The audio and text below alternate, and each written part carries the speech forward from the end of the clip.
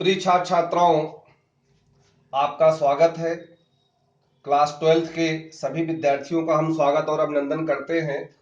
आज के इस सत्र में गणित विषय के भाग 1 के चैप्टर 1 में वर्णित व्युत्क्रमणीय फलन या इनवर्स फंक्शन के बारे में हम लोग अध्ययन करेंगे।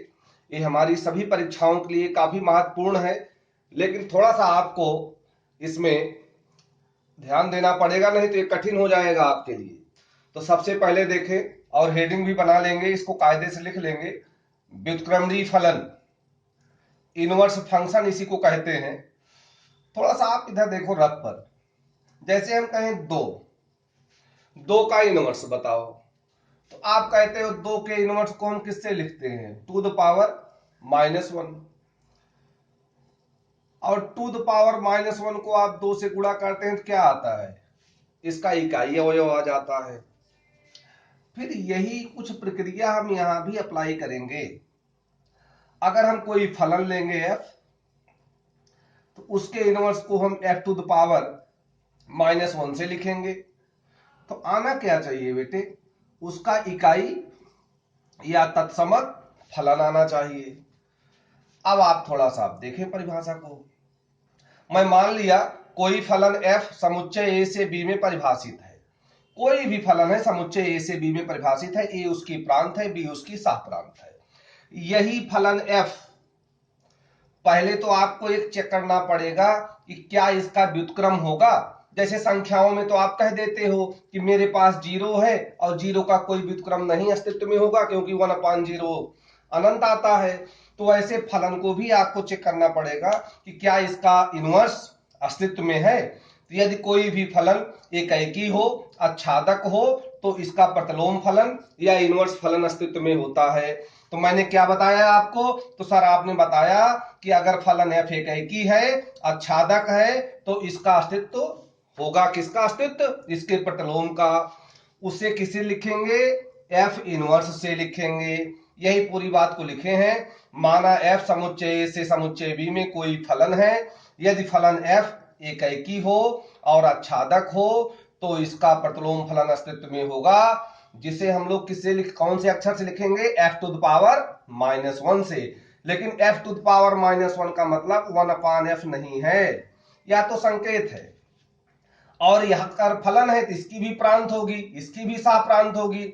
तो अगर f आपका a से b में है तो प्रतिलोम उल्टा हो जाएगा बेटे, b से a में।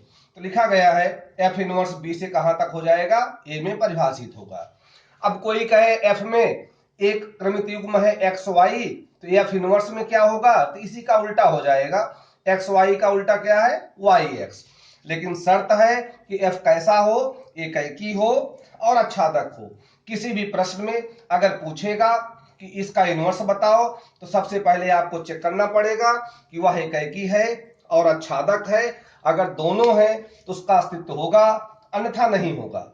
अब हो सकता है प्रश्नों में कह दे कि इसका इनवर्स भी बताओ, तब हम लोग अपनी सुविधा के लिए इस परिभाषा का इस्तेमाल कर लेंगे जो यहां लिखी गई है। फलन f समुच्चय a से b में व्युत्क्रमणीय फलन कहलाएगा या कहलाता है यदि एक फलन एक अन्य फलन g समुच्चय b से a में, f कहां था? a से b में, तो g कहां है? b से a में, का अस्तित्व इस प्रकार हो कि f कंपोजिट g का मान क्या आना चाहिए? i। और यहां देखो बेटा a लिखा है। अब f कंपोजिट g की प्रांत क्या होगी? f वाली प्रांत। सह प्रांत क्या होगी? g की।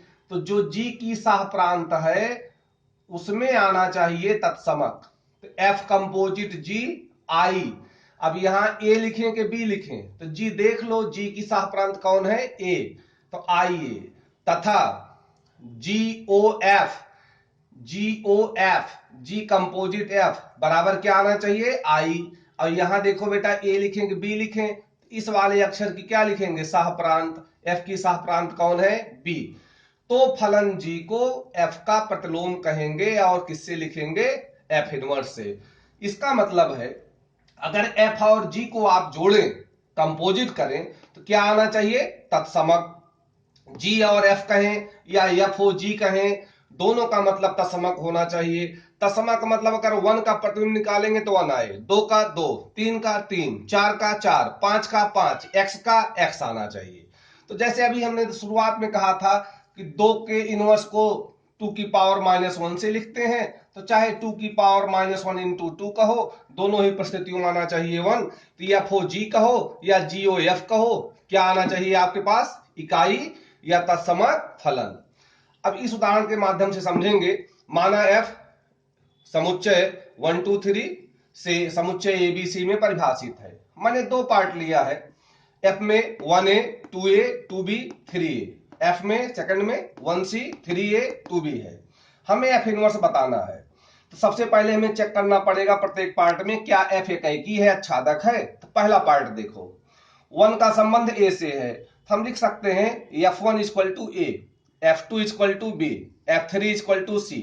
अब 1 का भी प्रतिबिंब a है, 3 का भी प्रतिबिंब a है, तो f कैसा फलन है? एकाकी नहीं है। तो हम कह देंगे f इनवर्स अस्तित्व में नहीं होगा, क्योंकि f1 इक्वल टू f3 और 1 नॉट इक्वल टू 3। जब अस्तित्व में ही नहीं तो आपको निकालने की कोई जरूरत नहीं है।